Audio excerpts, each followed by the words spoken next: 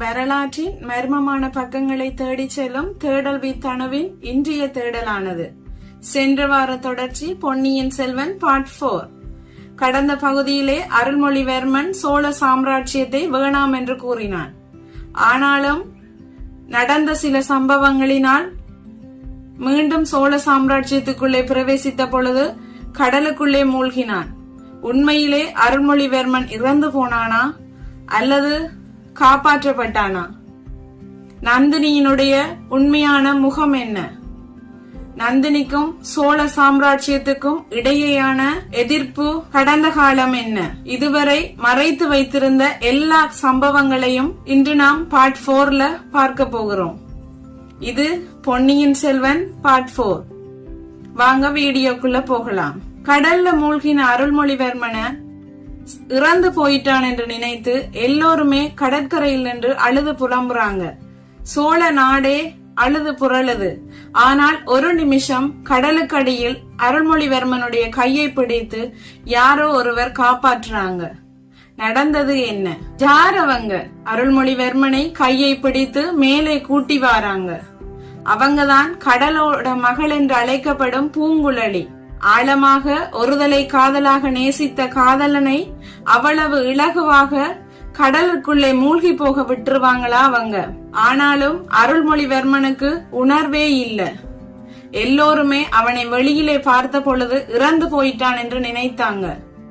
ஆனாலும் பூங்குழலி அருள்மொழிவர்மனுக்கு ஒன்றுமே ஆகல என்று சொல்லி 1 நிமிஷம், 2 நிமிஷம், 3 நிமிஷம் என்று அருள்மொழிவர்மனுடைய இதயத்திலே குத்துகிறாள்.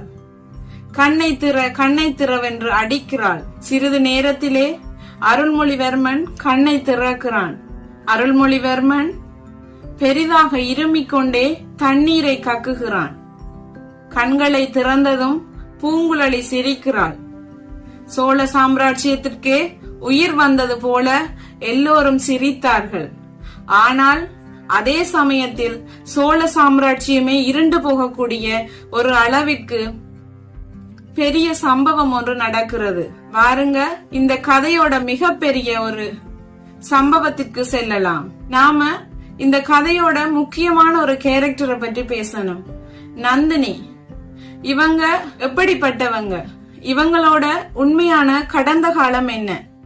இவங்களை பற்றி அறிஞ்சா அவங்க நல்லவங்களா அல்லது சூழ்நிலையினால கெட்டவங்களா ஆக்கப்பட்டாங்களா என்று சொல்லி கமெண்ட்ல சொல்லுங்க. நந்தினி யாருன்னு சொன்னா ஒரு அனாதையான பெண். நந்தினி யார் என்று சொன்னால் சின்ன வயசுல இருந்தே அனாதையாக்கப்பட்ட பெண். ஆனால் அவர்களை வளர்த்தது பழைய பாண்டிய நாட்டை சேர்ந்த சோழர்களோட எதிரிகள். ஆனால் அது மட்டுமல்ல, நந்தினிக்கும் வீரபாண்டியனுக்கும் இடையிலே ஒரு ஆழமான காதல் இருந்து வந்தது. வீரபாண்டியன் யார் என்றால் பாண்டிய நாட்டோட கடைசி வீர மன்னன், சோழர்களால் அழிக்கப்பட்ட சாம்ராஜ்யத்தோட கடைசி நம்பிக்கை. இப்போ கடந்த காலத்திற்கு போவோம்.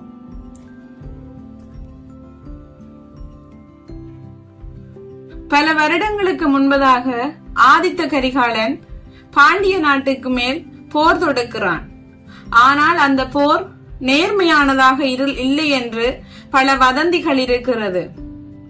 வீரபாண்டியன் தூங்கிக் கொண்டிருந்த பொழுது அல்லது நிராயுதபாணியாக இருந்த பொழுது ஆதித்த கரிகாலன் அவனை கொன்றான் என்று பல வதந்திகள் உள்ளன. ஆனால் இது உண்மையா? ஆதித்தன் அப்படிப்பட்ட ஆளா என்று இது ஒரு மர்மமான கதையாகவே இருக்கிறது. ஆனால் வீரபாண்டியனுடைய மரணம் நந்தினியினுடைய வாழ்க்கையே இருளாய் மாற்றியது. நந்தினியும் வீரபாண்டியனும் கொண்டிருந்த அந்த பாச பிணைப்பு வீரபாண்டியனுடைய மரணத்திற்கு பின்பாக எதிர்ப்பாக மாறியது. நந்தினி சோழ சாம்ராஜ்யத்தை அழிக்கிறதற்காக திட்டமிட்டாள். மனதிலே வஞ்சகத்தோடு கூட சோழ சாம்ராஜ்யத்தை தரைமட்டமாக அழிக்க வேணும் என்று எண்ணினாள். அதற்காகத்தான் நந்தினி கிழவனான பழுவேட்டையரை திருமணம் செய்து கொண்டாள். காதலுக்காக பழி வாங்கணும் என்று நினைத்து பழுவேட்டையரை திருமணம் செய்து அவளுடைய திட்டத்தை ஆரம்பிக்கிறாள். நந்தினி தன்னால் ஆயுதம் ஏந்தி சண்டை போட முடியாது. தன்னுடைய அழகையும் தன்னுடைய புத்திசாலித்தனத்தையும் பயன்படுத்தினால் மட்டுமே சோழ சாம்ராஜ்யத்தை தரைமட்டமாக அழிக்க முடியும் என்று நினைத்தாள். அதே போல பழுவேட்டையரை திருமணம் செய்து தன்னுடைய காரியங்களை நிறைவேற்ற தொடங்கினாள். இதுதான் நந்தினியோட கடந்த கால சோகம். இதுல நீங்க நந்தினிய நல்லவங்களா பார்க்கிறீங்களா, அல்லது எல்லா சூழ்நிலைகளும் சேர்ந்து நந்தினிய ஒரு சந்தர்ப்பவாதியா உருவாக்கிட்டுதா என்பத கமெண்ட்ல சொல்லுங்க. அடுத்த கட்டத்துக்கு வருவோம். நாம இப்ப ஆதித்த கரிகாலனை பற்றி பார்ப்போம். சோழ சாம்ராஜ்யத்தோட மூத்த இளவரசன் ஆதித்த கரிகாலன். யுத்தத்துல ஒரு மிருகம், எந்த ஒரு எதிரியையும் நடுங்க வைக்கிறவன். ஆனால் இவனுக்குள்ள ஒரு பெரிய கவலை ஒளிந்து கொண்டே இருந்தது. வீரபாண்டியனை கொன்றது அந்த நாள் ஆதித்தனை மாற்றிவிட்டது. வீரபாண்டியன் ரத்தம் சொட்ட சொட்ட அவனுடைய கண்களால் பார்த்தது. வீரபாண்டியன் ரத்தம் சொட்ட சொட்ட அவன் கண்களால் பார்த்தது. பல நாள் அவன் தூங்காமல் இருந்தான். கனவில் கூட வீரபாண்டியனுடைய இரத்தத்தின் முகமே அவன் முன்னால் வந்து போனது. இது ஒரு போர் வீரனுக்கு பலவீனம். ஆதித்தன் ஒரு சாதாரண கொலைகாரன் இல்ல, அவனுக்கு மனசாட்சி இருக்குது.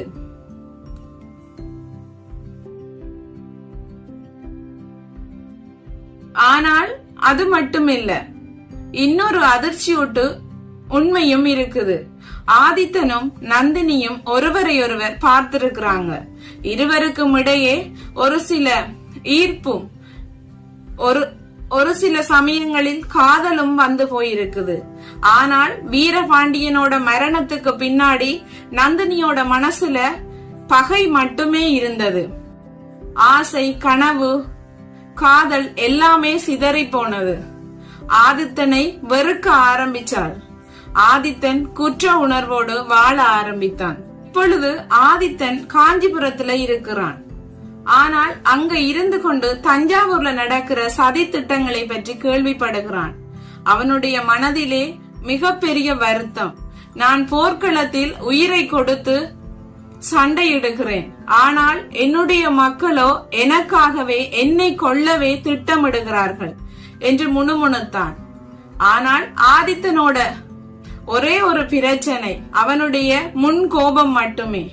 எதற்குமே யோசிக்காமல் உணர்ச்சி வசப்பட்டு அவன் முடிவெடுக்கிற காரியம் ஒன்று நன்மையில் முடியும் அல்லது தீமையில் முடியும். இந்த முன் கோபம் மட்டும்தான் அவனுக்கு எதிரா அவனையே கொல்ல போகுது என்று யாருக்குமே தெரியாது.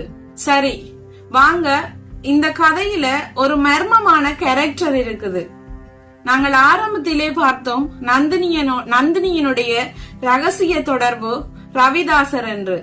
அந்த ரவிதாசர் உண்மையிலே யார்? இந்த கதையோட பொம்மலாட்டக்காரன். இவன் யார்? என்ன பண்றான்? ஏன் சோழ சாம்ராஜ்யத்தை அழிக்க நந்தினியை மயக்கி வைத்திருக்கிறான்? ரவிதாசர் ஒரு மர்மமான ஜோதிடர், ஒரு இருண்ட மந்திரவாதி. யாருக்குமே இவனுடைய முகம் தெரியாது. இவன் நந்தினியோட சேர்ந்து சதிகாரர்களுக்கு உந்து சக்தியாக இருக்கிறான். இவன் பழுவேட்டையரையும் நந்தினியையும் மதுரகந்தனையும் எல்லோரையும் பொம்மை மாதிரி ஆட்டுவித்து. இவன் பழுவேட்டையரையும் நந்தினியையும் மதுராகந்தனையும் எல்லோரையுமே ஒரு பொம்மை மாதிரி ஆட்டுவித்துக் கொண்டிருந்தான். ஆனால் இவனுடைய உண்மையான முகம் என்ன? பாண்டிய நாட்டினுடைய விசுவாசிகளில் ஒருவன். பாண்டியனுடைய மரணத்துக்கு பின்பதாக சோழர்கள் மேல் பழி வாங்கணும் என்று எண்ணம் கொண்டவன். ரவிதாசர் வீரபாண்டியனுடைய இறப்புக்கு பின்னால் சிறு வயதிலிருந்தே நந்தினிக்கு, சோழர்கள் உன்னுடைய எதிரிகள், உன்னுடைய காதலனை கொன்றவர்கள் என்று அவளுடைய மூளையை அவனுக்கு சாதகமாக செலவை பண்ணி கொண்டிருந்தான். ரவிதாசருடைய மாஸ்டர் பிளான் ஒரே நேரத்துல ஆதித்தனையும் அருள்மொழிவர்மனையும் கொல்வதுதான் மிகப்பெரிய திட்டமாக இருந்தது. 2 இளவரசர்களையும் ஒரே நேரத்தில் சாகடித்தால் மதுராகந்தனை இலகுவாக அரியணை ஏற்ற முடியும் என்று மனதிற்குள் பெரிய ஒரு கோட்டை கட்டியிருந்தான். பாண்டிய நாட்டை மீண்டும் எழுப்புறதுதான் அவனுடைய இறுதி திட்டமாகவும் இருந்தது. அருள்மொழிவர்மன் கடலிலே மூழ்கி இறந்து போயிட்டான் என்று செய்தி கேட்டதும் ரவிதாசர் தன்னுடைய திட்டம் 2ற்கு காய் நகர்த்துகிறான். ஆதித்த கரிகாலனை அழிக்கிறதற்கு இவன் நந்தினியை ஆயுதமாக மாற்றுகிறான். நந்தினி ஆதித்த கரிகாலனை தனியாக சந்திப்பதற்கு அழைக்கிறாள். ஆதித்த கரிகாலனும் நந்தினியிடம் மன்னிப்பு கேட்பதற்காக செல்கிறான். நந்தினி ஆதித்த கரிகாலனை நோக்கி, கரிகாலா, ஏன் வீரபாண்டியனை கொன்றாய் என்று கேட்கிறாள். அவன் உனக்கு என்ன பண்ணினான்? ஒரு மனுஷன் நிராயுத பாணியாய் நிற்கிற பொழுது அவனை கொல்வது உனக்கு நன்மையா என்று கேட்டாள். ஆனால் ஆதித்த கரிகாலனோ எதுவுமே பேசாமல் மன்னிப்பு மட்டுமே கூறினான். நந்தினி, நான் வேணுமென்றே கொல்லல, அது போர்க்களத்தில் நடந்து போயிற்று என்று கண்ணீர் மல்க மன்னிப்பு கேட்கிறான். ஆனால் நந்தினியோ அதை நம்பவே இல்லை. இந்த சந்திப்பும் முடிஞ்சு ஆதித்த கரிகாலன் தனியாக இருக்கிறான். சரி வாங்க, இனி நாங்க இந்த மதுரகந்தனை பற்றி பார்ப்போம். மதுரகந்தன் ஒரு வகையிலே சுந்தர சோழருக்கு சொந்தம். அவனும் இந்த அரியணைக்கு உரித்தானவன் தான். ரவிதாசரும் நந்தினியும் சேர்ந்து மதுராகந்தனை தங்களுடைய வலையிலே சிக்க வைக்கிறார்கள். மதுராகந்தனுடைய வேலை கோவிலுக்கு போவது, பூஜை செய்வது மட்டுமே. இதில் எந்த ஒரு அரியணைக்குமே அவன் ஆசைப்படவில்லை. ஆனால் நந்தினியும் ரவிதாசரும் சேர்ந்து மதுராகந்தனை தங்களுடைய வலையிலே சிக்க வைத்து, அரியணைக்கு உனக்கு மட்டும்தான் உரிமை இருக்கிறது, நீர்தான் சோழ சாம்ராஜ்யத்தோட அடுத்த வாரிசு என்று அவனுக்கு ஆசை வார்த்தைகளை புகட்டுகிறார்கள். அவர்கள் சொல்ல சொல்ல மதுராகந்தனும் தன்னுடைய மனதிலே தன்னை ஒரு ராஜாவாக கற்பனை பண்ணுகிறான். மகா பெரிய ராஜாவாக தான் சோழ சாம்ராஜ்யத்துக்கே ராஜாவானால் எப்படி இருக்கும் என்றெல்லாம் அவர்கள் சொல்ல சொல்ல அவன் கற்பனை பண்ணி பார்க்கிறான். ஒரு நல்ல மனுஷனை அவர்களுடைய திட்டம் சிக்க வைக்கிறது, பெரிய ஒரு குற்றத்திற்காக. அவனை அறியாமலே அவர்கள் இருவருக்கும் அவன் ஒரு ஆயுதமாக தீட்டப்படுகிறான். சரி வாங்க, இனி இந்த கதையோட இருளான பக்கத்திற்குள் போவோம். அன்று ஒரு நாள் இருட்டு. நந்தினியினுடைய சந்திப்புக்கு பிறகு ஆதித்த கரிகாலன் ஒரு இருளான இடத்திலே யோசனையில் அமர்ந்து கொண்டு மனவேதனையிலே இருக்கிறான். அவனுக்கு தூக்கம் வரல. அவனுடைய போர் வீரர்களையும் அவனுக்கு அருகில் வைக்காமல் அவர்களை தூர அனுப்பி விடுகிறான். நான் தனிமையில் இருக்கணும், நீங்கள் எல்லோரும் போங்க என்று சொல்லி. இருட்டில் நிழல்கள் நகர்கிறது. 1 இல்ல 2 இல்ல, நிறைய ஆட்கள் வாராங்க. அவர்கள் யாரென்றால் ரவிதாசருடைய ஆட்கள். அவர்கள் எல்லோரும் பயிற்சி பெற்ற பயங்கர கொலையாளிகள். பாம்பு போல ராத்திரி நேரத்தில் ஊர்ந்து கொண்டு வாராங்க. ஆதித்தன் திடீரென்று ஒரு சத்தம் கேட்டு திரும்பி பார்க்கிறான். அவன் திரும்பி பார்க்கிற பொழுதே அவனுடைய மார்பில் வாள் துளைக்கிறது. ஆதித்த கரிகாலன் சோழ சாம்ராஜ்யத்தோட மிகப்பெரிய போர் வீரன், நூற்றுக்கணக்கான போர்களை வென்ற வீரன். இருட்டில் துரோகிகளால் வீழ்த்தப்படுகிறான். அவன் கீழே விழுகிறான். ரத்தம் தரையிலே பரவுகிறது. அவன் கடைசி மூச்சில் கூறிய வார்த்தை என்ன தெரியுமா? அருள்மொழிவர்மன் என்று சொல்லிக்கொண்டே முணுமுணுத்துக் கொண்டே கண்களை மூடுகிறான். ஒரே இரவு நேரத்துல தன்னை சூழ்ந்திருந்த துரோகிகளினால் அவன் இறந்து போகிறான்.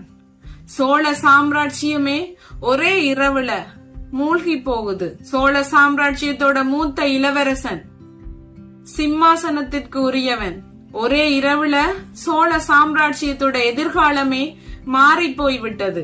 ஆனால் கொலையாளிகள் யார் என்று தெரியுமா? ஒரு சிலர் நந்தினியனுடைய உளவாளிகள் என்று கூறுகின்றனர். ஒரு சிலர் பழுவேட்டையருடைய சதி என்று கூறுகின்றனர். ஒரு சிலர் ரவிதாசருடைய உளவாளிகள் என்று கூறுகின்றனர். ஆனால் உண்மை எதுவென்று யாருக்கும் தெரியாது. அவனுடைய முன்கோபமும் இதற்கு காரணமாக இருக்கலாம் என்றும் கூறுகின்றனர். நந்தினி தன்னுடைய காதலுக்காக வீரபாண்டியனுக்காக பழி வாங்கிய சம்பவமாக கூட இருக்கலாம். ஆதித்த கரிகாலன் கொல்லப்பட்ட சம்பவம் சோழ சாம்ராஜ்யத்தோட நாடு முழுக்க தீயாய் பரவியது. சக்கரவர்த்தி சுந்தர சோழர் தன்னுடைய மூத்த இளவரசன் இறந்து போயிட்டான் என்ற செய்தியை கேட்டதும் மனசு உடைந்து, என் மகனே ஆதித்த கரிகாலா என்று அழுது புலம்புகிறார். ஒரு தகப்பனோட வழியை எந்த சாம்ராஜ்யமும் அதை குறைத்து விட முடியாது. ஆனால் இளவரசி குந்தவை பற்றி நாங்கள் ஆரம்பத்திலேயே பார்ட் 3 பார்த்திருக்கிறோம். அவர்கள் மிகவும் வலிமை வாய்ந்தவங்க. சோழ சாம்ராஜ்யத்தோடையே எல்லாவற்றையுமே ஒரே ஆளுக்குள்ள வைத்திருந்தவங்க. அவங்க ஆதித்த கரிகாலனுடைய இறப்பு பற்றி கேள்விப்பட்டதும் மனசு உடைஞ்சு போறாங்க. ஆனால் அவங்களுக்குள்ள ஒரு நம்பிக்கை இருக்கு. என் அருள்மொழிவர்மன் என் தம்பி இறந்து போயிருக்க மாட்டான் என்று நம்பிக்கையாக கூறுகிறாள். ஆனால் சதிகாரர்களுடைய திட்டமோ பலமாக இருக்கிறது. உடனடியாக மதுராகந்தனை அரியணை ஏற்றுவதற்காக பல திட்டங்களை முன்னெடுக்கின்றனர். ஆனால் குந்தவையோ அவர்களுக்கு மேலாக என் தம்பி அருள்மொழிவர்மன் உயிரோடுதான் இருக்கிறான், அவனை கண்டுபிடிச்சே ஆகணும் என்று சொல்லி வந்தியத்தேவன் ஆழ்வார்க்கடியானோடு சேர்ந்து திட்டம் தீட்டுறாங்க. நந்தினியனோட உளவாளிகள், ரவிதாசர், பழுவட்டியர் எல்லாமே சேர்ந்து மதுராகந்தனுக்கு முடிசூட்டு விழா நடத்த முடிவெடுத்துட்டாங்க. சோழ சாம்ராஜ்யத்தினுடைய முடிவு வந்துவிட்டது என்று எல்லோரும் நினைக்கிறார்கள். ஆனால் குந்தவையோ விடல. என் தம்பி அருள்மொழிவர்மன் உயிரோடுதான் இருக்கிறான் என்று சொல்லி முடிவெடுக்கிறாங்க. மூத்த இளவரசன் கொல்லப்பட்டான், இளைய இளவரசன் காணாமல் போயிட்டான், சக்கரவர்த்தி நோய்வாய்ப்பட்டிருக்கிறார், சதிகாரர்கள் சிம்மாசனத்தை பிடிக்க தயாராயிருக்கிறாங்க. ஆனால் அருள்மொழிவர்மன் உயிரோட தான் இருக்கிறாங்க. பூங்குழலி அவனை காப்பாத்தி விட்டாள். இது யாருக்குமே தெரியாது. குந்தவை மட்டும் நம்பிக்கையோடு இருக்கிறாங்க. இப்போ ஒரு நேரத்திற்கு எதிரான பந்தயம் ஆரம்பமாகுது. அருள்மொழிவர்மன் நாட்டிற்கு திரும்பி வருவானா? சதிகாரர்களை வீழ்த்த முடியுமா? நந்தினியோட பழிவாங்குதல் வெல்லுமா அல்லது நீதி வெல்லுமா? ஒரு விஷயம் மட்டும் நிச்சயம், இந்த கதையோட இறுதி அத்தியாயம் நடந்த எல்லாவற்றையும் விட 100 மடங்கு தீவிரமாக இருக்க போகுது. அது மட்டும் உறுதி. பொன்னியின் செல்வன் பார்ட் 5 இறுதி அத்தியாயம் நடக்க போகிறது. அருள்மொழிவர்மன் எப்படி ராஜராஜ சோழனாக மாறினான்? நந்தினிக்கு என்ன ஆச்சு? இந்த கதையோட இறுதி முடிவு உங்க மனசை என்றென்றுமே மாத்திவிடும். ஆதித்த கரிகாலனோட மரணத்திற்கு நந்தினியா அல்லது ரவிதாசரா அல்லது ஆதித்த கரிகாலனுடைய முன்கோபமா காரணம் என்று கமெண்ட்ல சொல்லுங்க. அடுத்த பொன்னியின் செல்வன் 5க்காக அணுவின் தேடல் தொடரும்.